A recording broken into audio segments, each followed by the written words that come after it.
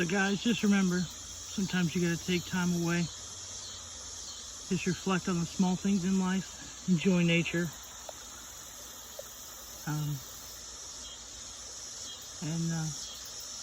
think of those lost, gone, those you can still help.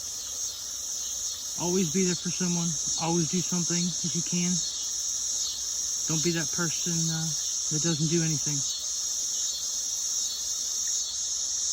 Isn't that beautiful?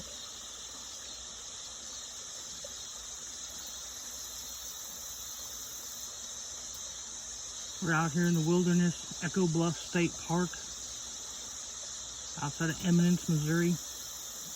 Look it up. Used to be called Camp Zoe.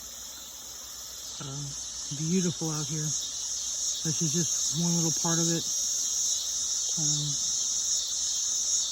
I didn't really think I needed this trip. I didn't really want to do it, but we're doing it. And I'm actually having time to decompress and think about things. And it's clearing my head. So, guys, like I always said, be there for each other. Help one another out. And